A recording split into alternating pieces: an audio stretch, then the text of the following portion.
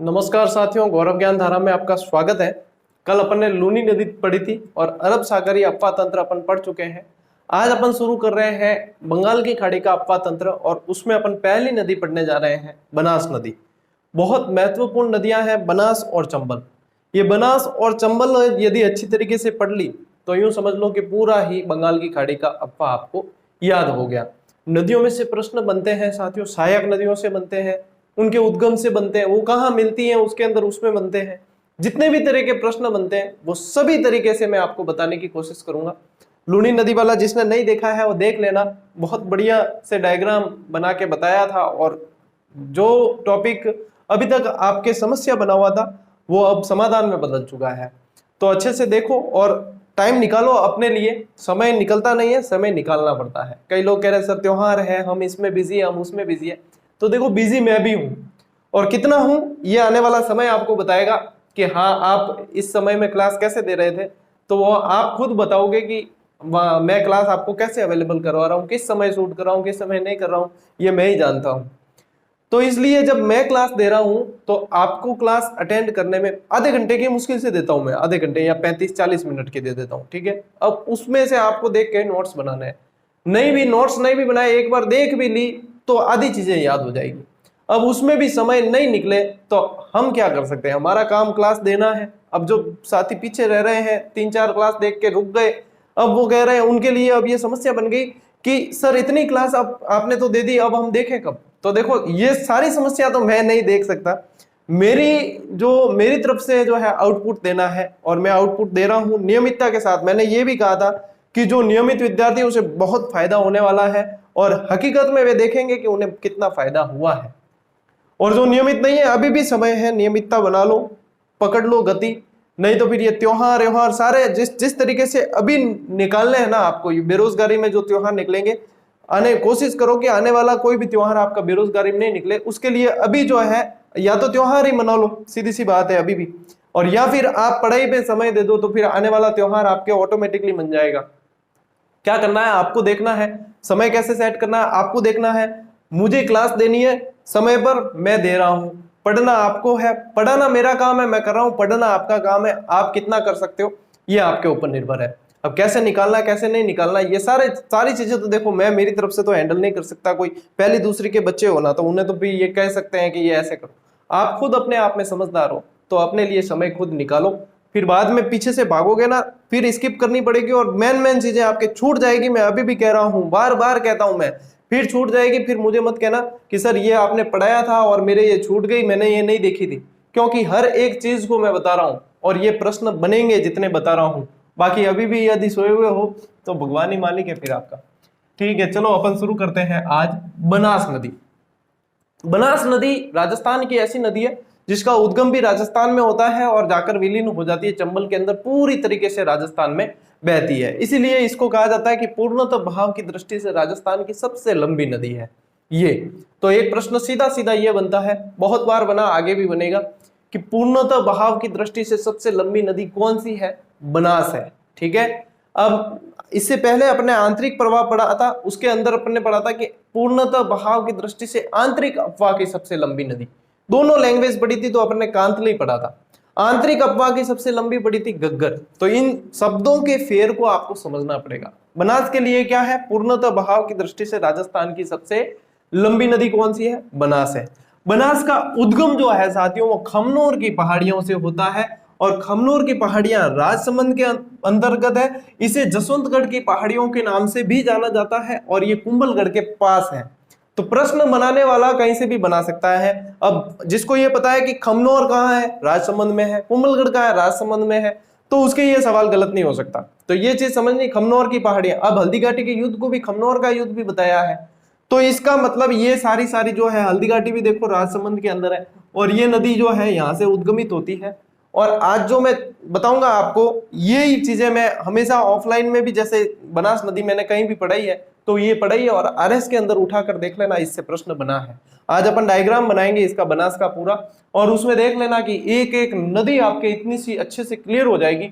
जिसने साथ में बनाना सीख लिया उसकी नैया वैसे ही पार है, इस नदी में भी पार है और एग्जाम में भी नैया पार हो जाएगी।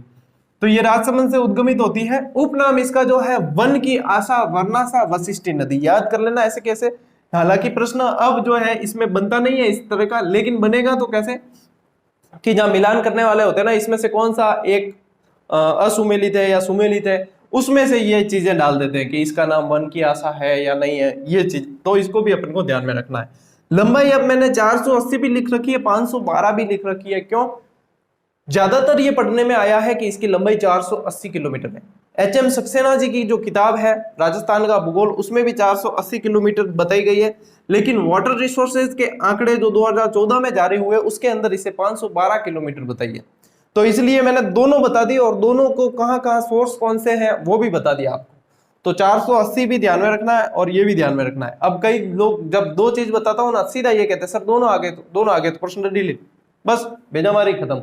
कोई चिंता मतलब दो वाली तो चिंता करते ही क्यों, और दो वाली चिंता वही लोग करे जिसका मतलब है कंफ्यूजन विकार शिकार ओड़ा है नहीं वही करे। सर दोनों आगे, पहले आ चीज सर दोनों आगे, तो और दोनों आगे छोड़ देना, और क्या एक प्रश्न का बलिदान।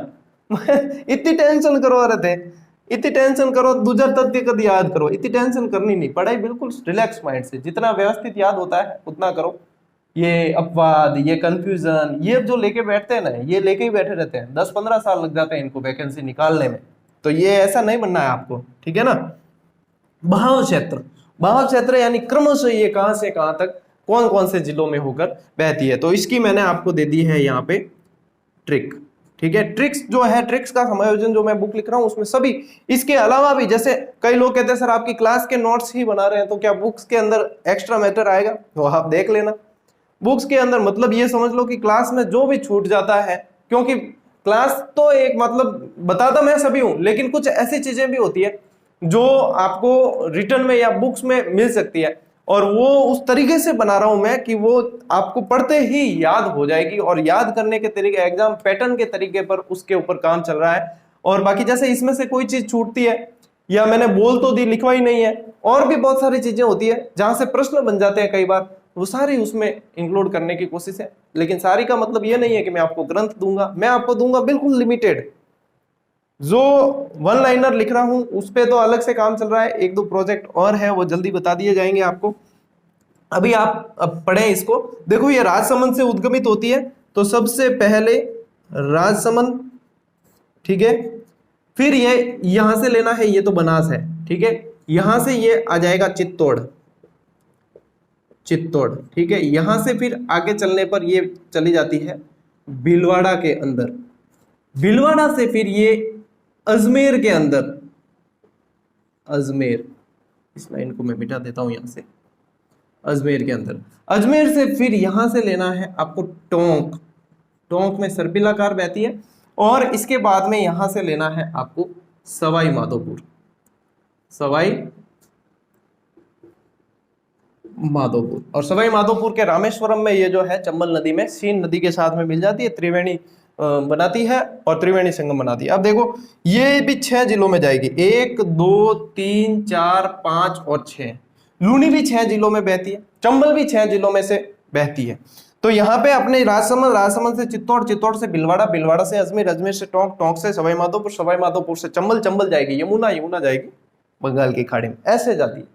तो ये चीजें हैं जो आप धीरे धीरे, आप जैसे कोई नए हैं तो ज्यादा प्रेशर नहीं लेना, मैं आपको जीरो से शुरू कर रहा हूं, बिल्कुल आराम से साथ साथ चलेंगे ना, तो नए हैं चाहे पुराने हैं सभी को फायदा होगा। हर क्लास, चाहे मैं ये क्लास आज दे रहा हूं, मान लो यही क्लास मैं वापस जब भी शूट करूंगा ना, तो उसमें भी कुछ नई चीजें मिलेगी, फिर वापस शूट करूंगा ना तो उसमें भी कुछ नई चीज। तो हर क्लास, जैसे रीट की क्लासेस थी, रीट की क्लासेस से अब की क्लासेस में भी नई चीजें मिल रही है।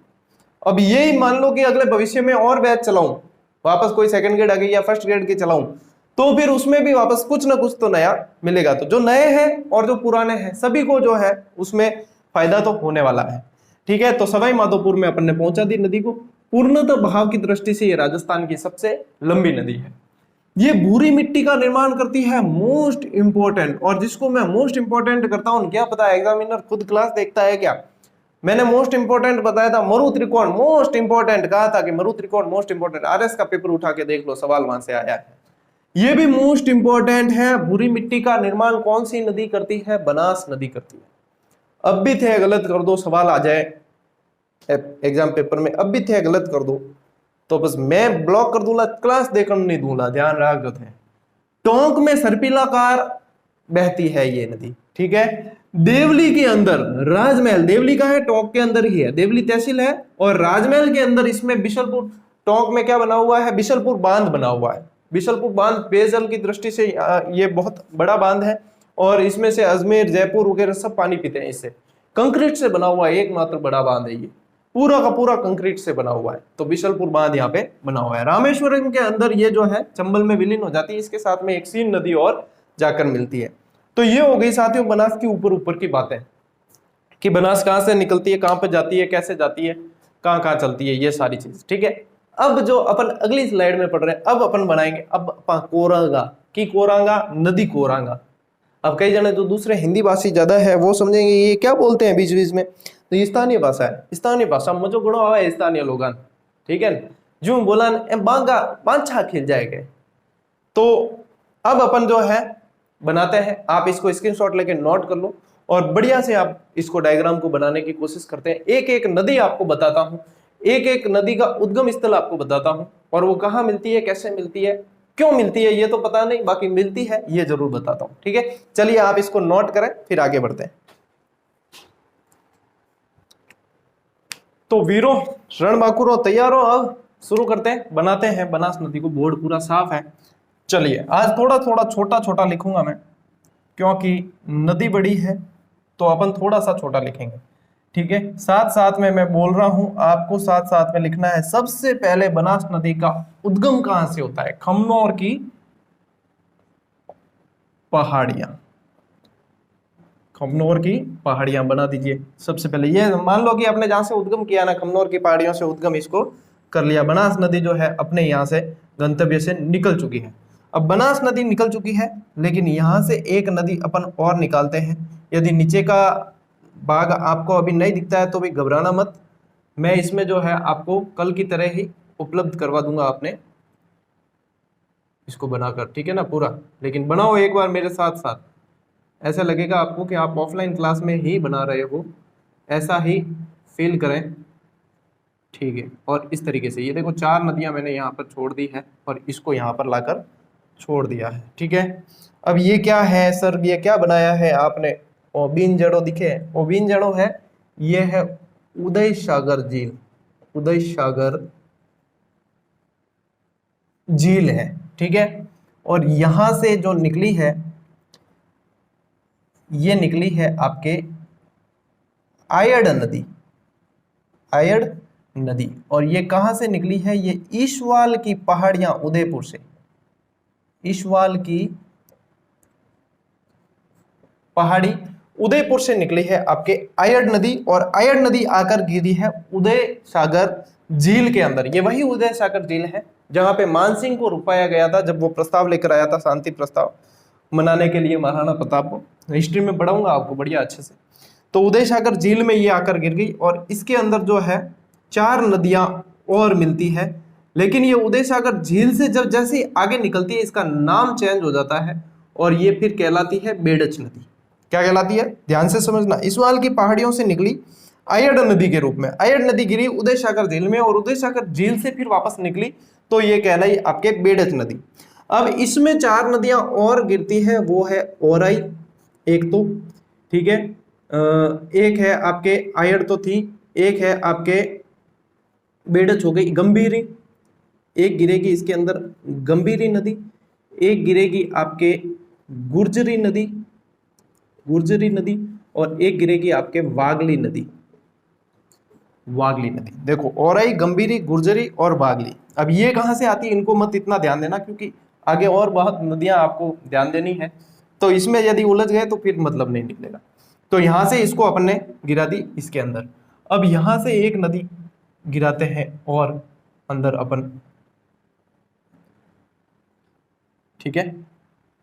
ये नदी है आपके, पहले इसको ऐसा करते हैं, ये तो है आपके मेणाल नदी, मेणाल नदी है। मेणाल से पहले एक नदी और यहां पे अपन एंटर करवाते हैं, ये है आपकी कोठारी नदी। कौन सी है, ये कोठारी कहां से आती है, दिवेर की पहाड़ियां, दिवेर की पहाड़ियां से आती है और यहाँ नंदराय नामक जगह है। नंदराय भीलवाड़ा के अंदर है, ठीक है। नंदराय भीलवाड़ा में आकर ये किस में मिल जाती है? बनास के अंदर मिल जाती है। और मेणान नदी जो है ये आपके चित्तौड़ से आती है, चित्तौड़ से आने वाली मेणान नदी। और ये जो मिलती है, ये जो जगह है ये त्रिवेणी संगम है और इसका नाम है बिगोद। ये भी कहाँ है?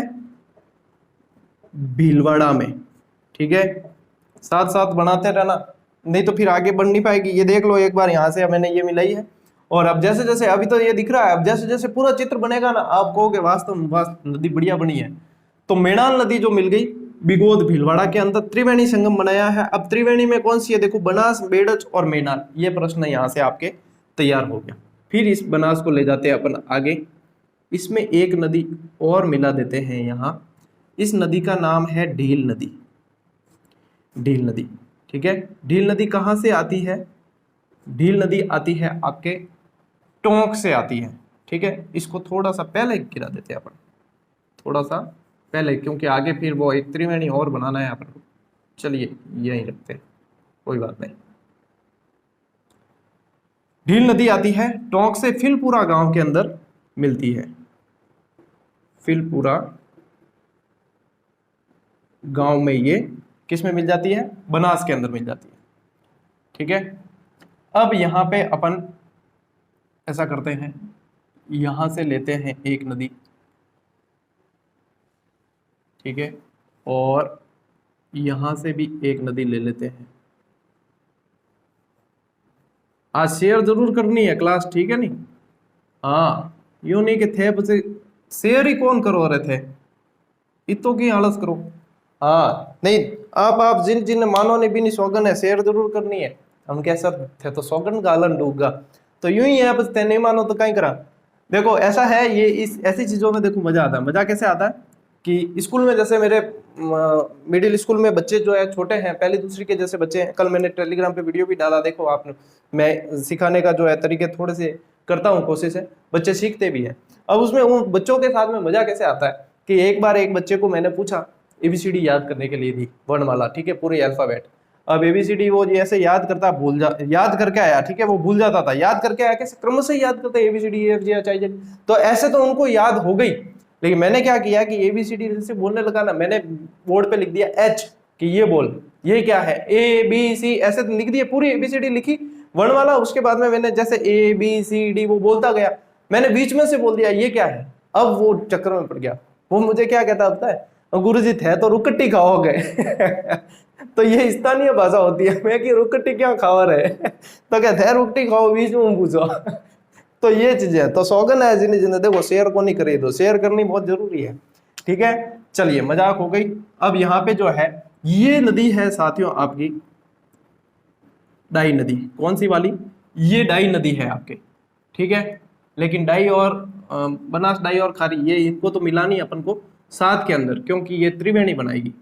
देखो एक बार बनाने में ही आपको मेहनत पड़ेगी, फिर बाद में एकदम इसको इसलिए साथ में मिलानी है क्योंकि ये त्रिवेणी संगम है। ये भी त्रिवेणी बनेगा। अब यूं नहीं है कि फिलपुरा और ये बिल्कुल पास है, अपने पास बोर्ड इतना ही है, बोर्ड के हिसाब से बन रही है, और ये कोई पैमाने पर नहीं है। ये चीज भी आप ध्यान में रखें, पैमाने पर होती ना तो उस हिसाब से अपन काम करते हैं, ठीक है। अब इसमें ये जो डाई नदी आ रही है, ये आती है आपके किशनगढ़ की पहाड़ियां, अजमेर से, ठीक है। और ये आ रही है आपके खारी नदी। अब इसमें ऐसा है साथियों कि ये खारी भी बहुत सारी नदियां हैं राजस्थान में, सूखड़ी भी बहुत सारी है, बांडी भी है अलग अलग, मोरेल भी है। तो इनमें कंफ्यूज नहीं होना है, अलग अलग जगह पर इनके ये दो तीन नदियां अलग अलग, एक ही नाम की दो तीन अलग अलग नदियां भी है। तो यहाँ पे आपको कंफ्यूज नहीं होना है, ठीक है ना। ये जो नदी है साथियों, चलिए इसको भी मैं मिटा देता हूँ यहाँ से, थोड़ा अच्छा दिखेगा चित्र। ये है आपकी जो आती है वो विजराल की पहाड़ियां। कहां से आती है? विजराल की पहाड़ियां, राजसमंद,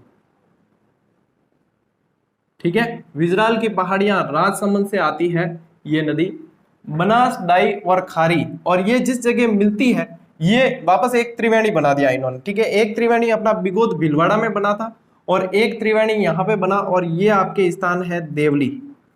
देवली कहाँ है? टोंक के अंदर है, ठीक है। अब ये देवली के पास ही, मतलब राजमहल में यहाँ पे इसको फिलपुरा को मैं नीचे लिख देता हूँ एक बार, नदी के अंदर लिखने से क्या है, यहाँ पे अपन बांध बनाते हैं एक। ये कहाँ मिलती है ये ध्यान रखना, ये जो है ना ये फिलपुरा गांव के अंदर मिलती है, फिलपुरा गांव में मिलती है। और यहाँ पे मैं बना देता हूँ एक बिशलपुर बांध बना देता हूँ। ये राजमहल के अंदर कहाँ है? राजमहल के अंदर बिशलपुर बांध बना हुआ है, ठीक है। बनास नदी पे बिशलपुर बांध बना हुआ है।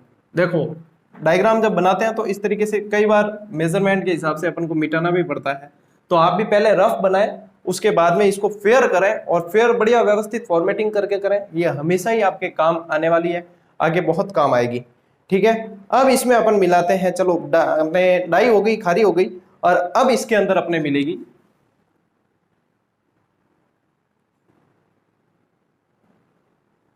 बोर्ड, तो फिर भी छोटा पड़ रहा है, बोर्ड तो फिर भी छोटा पड़ रहा है।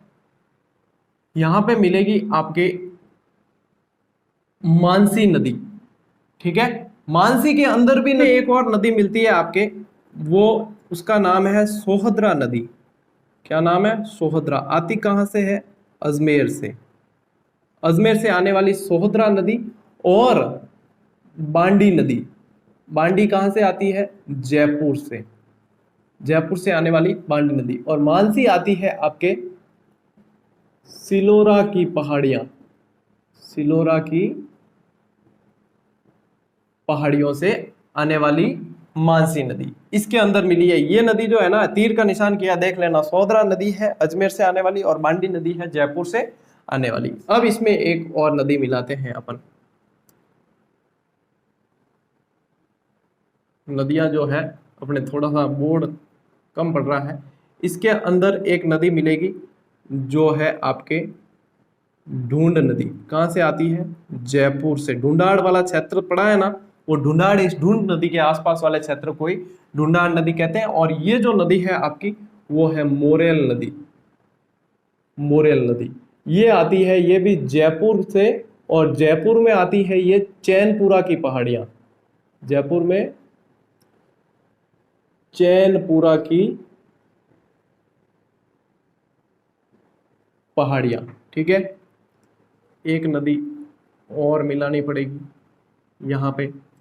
ये जो नदी है साथियों, ये है आपकी, यहाँ लिख देता हूँ, कालीसील नदी, ठीक है। ये कहाँ से आती है?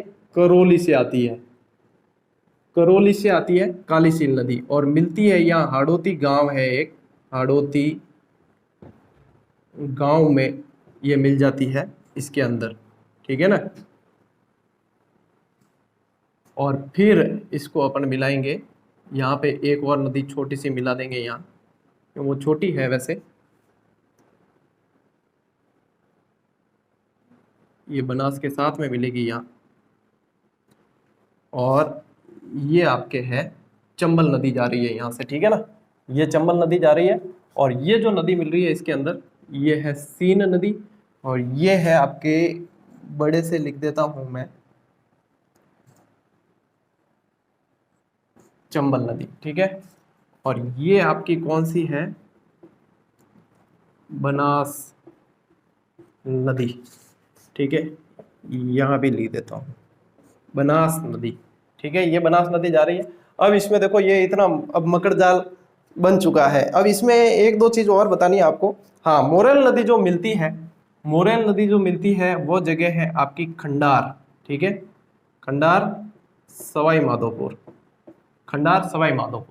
और ये जो मानसी जो मिलती है वह है आपकी गहलोद। जगह का नाम क्या है? गहलोद है। गहलोद के अंदर, गहलोद नामक जगह पर मिलती है, और गहलोद है आपके बिशलपुर के अंदर, बिशलपुर। ये जो मानसी नदी मिलती है गहलोद बिशलपुर, ये खंडार के अंदर, ये हाड़ौती गांव के अंदर। और ये जो मिलती है ना, ये बनासपुरी यहां मिलती है ना, ये कौन सा क्षेत्र है, रामेश्वरम, त्रिवेणी है ये भी। ये त्रिवेणी जितने भी है मैंने इनको गोल गोल में डाल रखा है, ठीक है। अब त्रिवेणी में एक मिल रही है ये सीन नदी, एरो कर देता हूं, ये सीन नदी मिल रही है, ये चंबल मिल ही रही है, और बनास नदी। तो ये इस पे 3 त्रिवेणी हो गए। देखो, एक रामेश्वरम हो गया, एक देवली टोंक वाला हो गया, एक बिगोद भिलवाड़ा वाला हो गया। ये फिलपुरा गांव में मिल रही है, ये बिगोद में मिल रही है, ये नंदराय भिलवाड़ा में मिल रही है, ये मेनाल, ये आपके डाई खारी और बनास डाई और खारी जो है देवली टोंक के अंदर मिल रही है, ये गहलोद के अंदर, ये सारी की सारी नदियां। अब इसमें ऐसा है, थोड़ी सी फॉर्मेटिंग करते हैं। फॉर्मेटिंग करने से क्या होगा, फॉर्मेटिंग करके और आपको व्यवस्थित में बिल्कुल एकदम इसको, यदि स्क्रीनशॉट लेके बनाते हो बहुत बढ़िया बात है, नहीं भी लेते हो मैं टेलीग्राम के अंदर डाल दूंगा इसको, पूरा का पूरा अपने कम्युनिटी टैब में डाल दूंगा मैं। और इस चित्र को देखकर व्यवस्थित आप क्या है, पेपर तिरछा करके आड़े पेपर पे बनाना, और बढ़िया से एकदम 1-2 बार रफ में बनाना, प्रैक्टिस करके फिर फेयर में बना देना, अलग अलग पेन यूज करना, हमेशा के लिए ये आपके परमानेंट चीज हो जाएगी। तो अब नदी में अपन क्या करते हैं, नदियां तो बना दी, अब नदी में थोड़ा सा पानी भर देते हैं।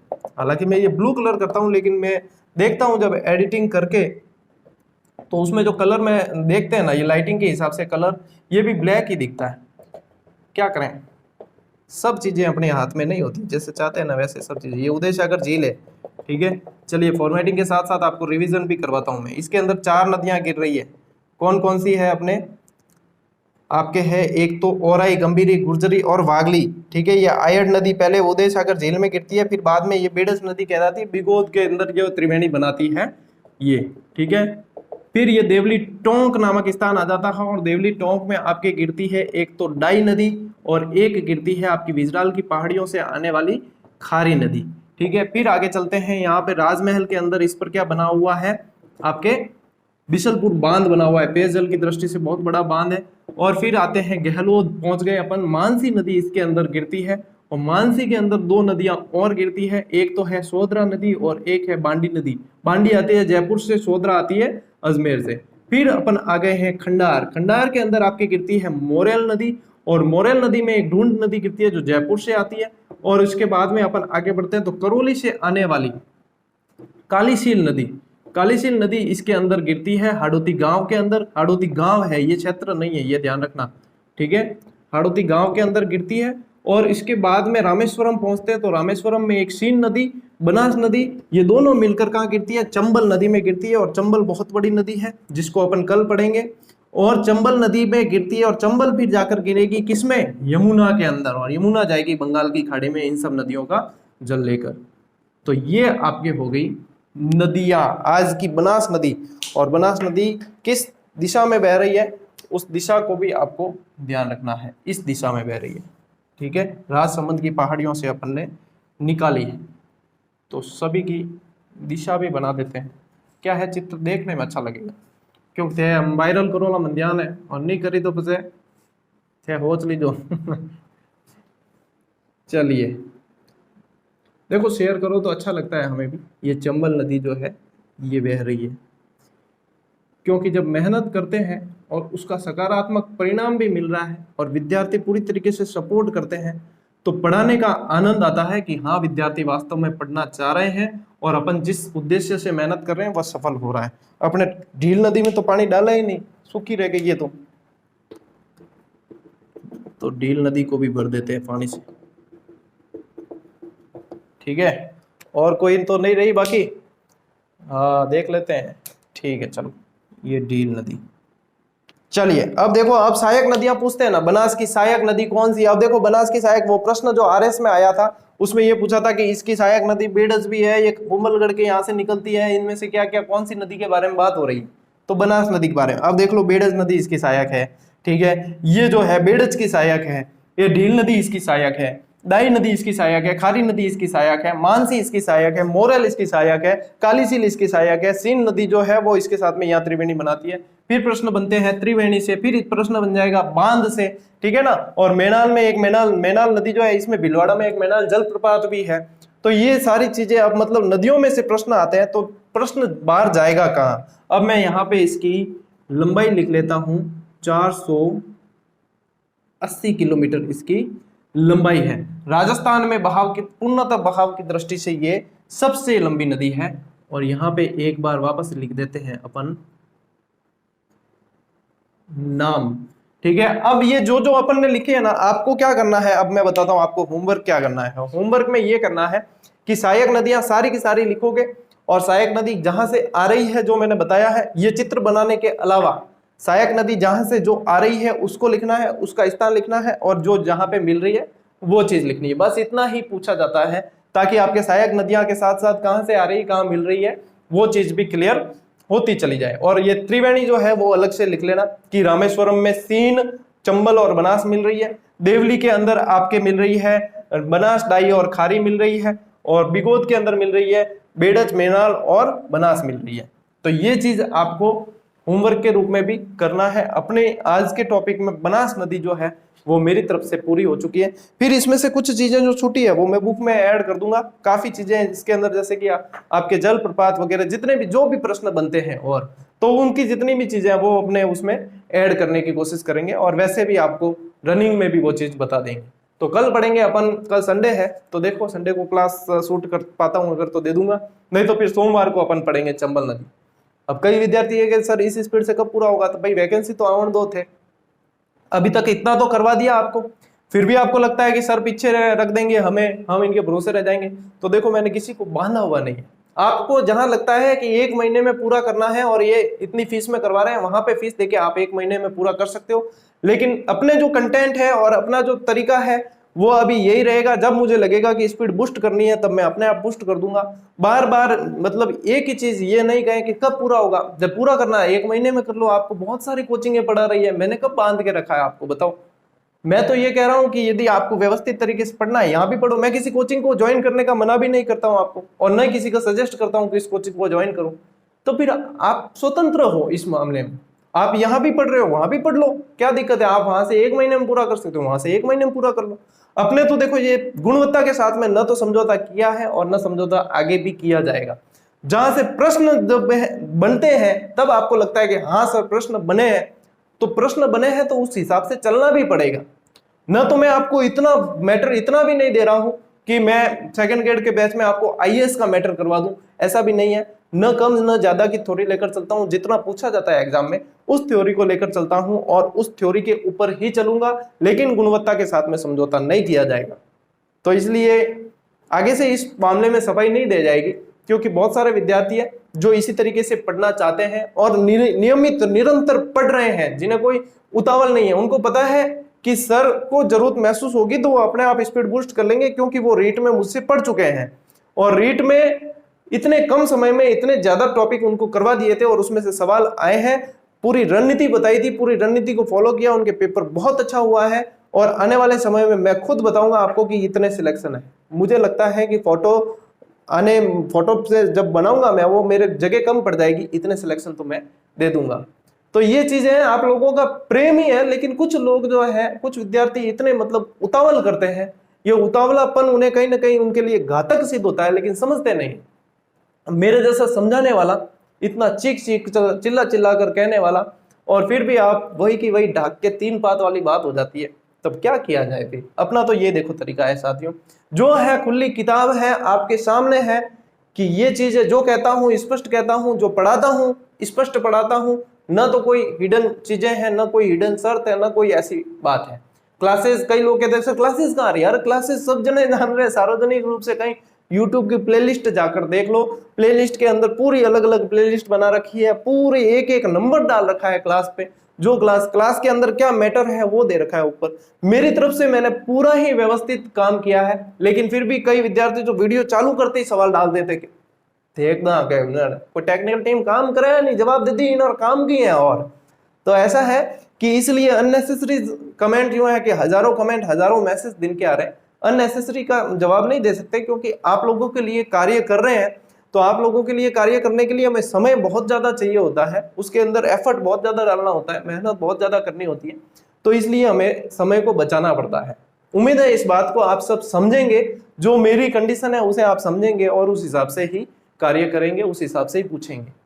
बाकी आप लोगों की प्रतिक्रियाओं का मैं बहुत सम्मान करता हूं, बहुत खुशी मिलती है जब आप लोगों को फायदा पहुंचता है और आप अपनी प्रतिक्रियाएं देते हो, बहुत अच्छा लगता है। लेकिन अननेसेसरी, अवांछनीय, अननेसेसरी जो चीजें हैं उनसे बचें साथियों। ठीक है, चलिए आप इसका ले लीजिए स्क्रीनशॉट, मैं व्यवस्थित इसको डाल दूंगा टेलीग्राम ग्रुप पे। मिलते हैं साथियों अगली क्लास में, तब तक के लिए राम राम, जय हिंद।